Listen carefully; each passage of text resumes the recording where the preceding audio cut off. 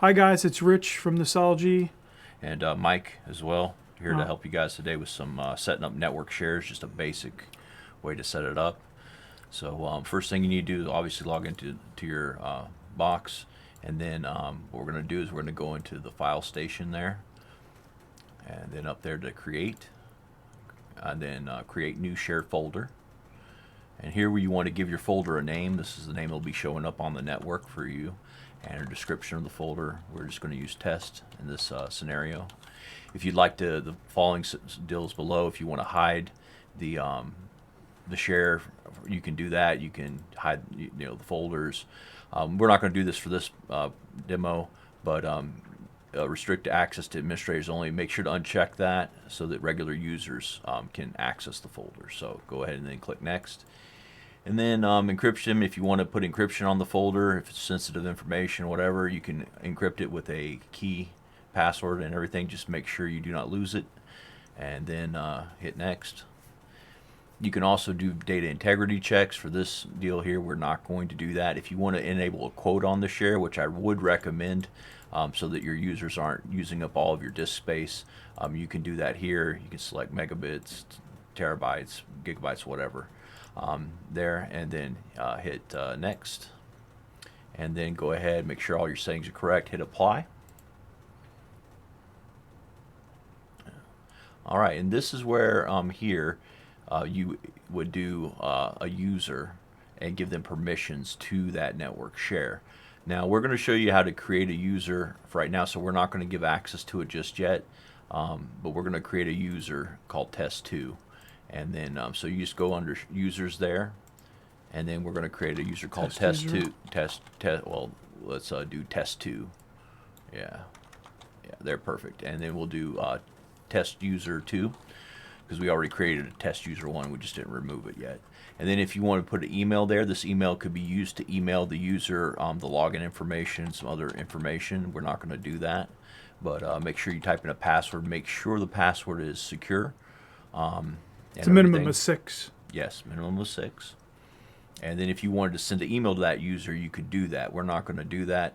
And then, of course, the other options there just allow user to change password if you want more control over that user account and all that everything. We're not going to do that for test purposes. So next, and then make sure that your default users is selected. It's already selected by default. That's fine. And then next. And then we would assign permissions here as well. And this is where we're going to assign permissions for that test folder. So we're going to do read-write permissions. That way we can write into the folder and we can read from it. If you just want to do read access, you can do that as well. And then next, make sure it's going to create it. All right, we're good. And now here's where you can give that user permission to other services inside your Synology box. I would not recommend doing this, especially for a network share. They just need to have access to the network share. So just next.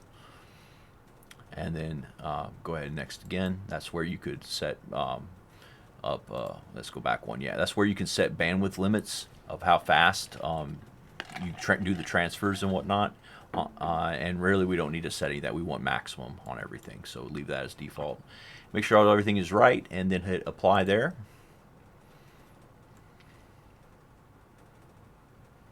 It'll take a moment there, and then boom, we should have the user account created, test2.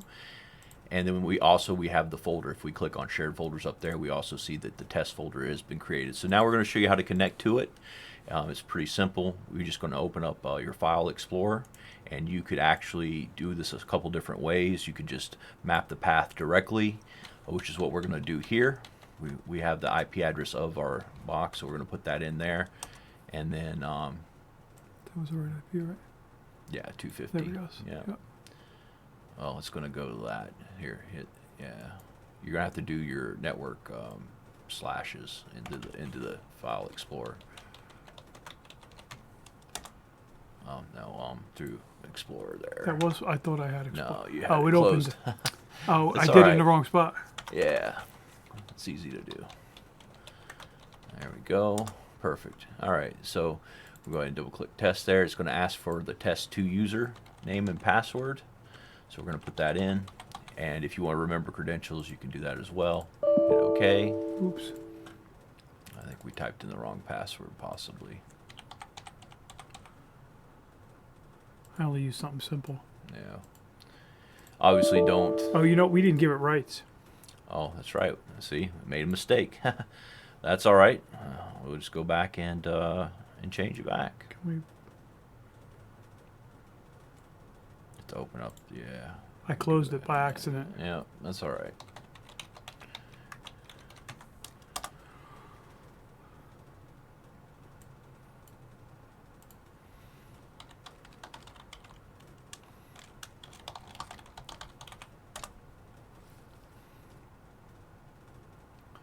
And just logging in.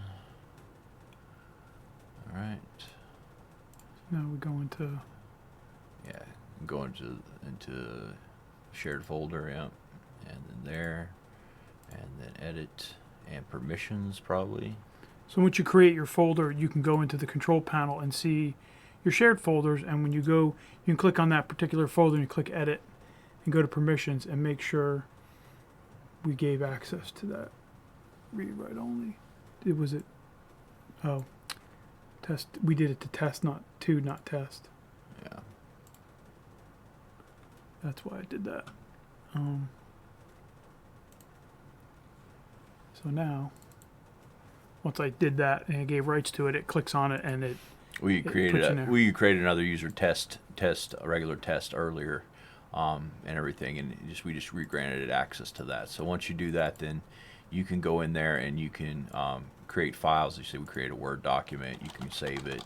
It's basically just like a network share. It's like if you had a Windows Server box and you want a network share, but this is a way more affordable option than a dedicated Windows server share. So just another way that you can utilize this our solution for more than just a backup client. We actually have a client that uses this as a dedicated share for all their data, and it works very well. There's advanced features we can set up for you, like replication.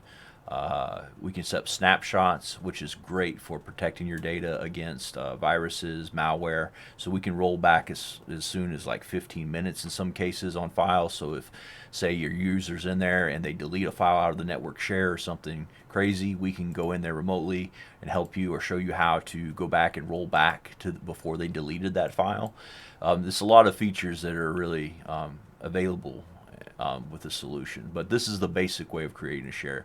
Like I said, like, subscribe, and visit us at nasology.store, and visit us on Facebook as well as nasology.store. Thank you. Bye, guys.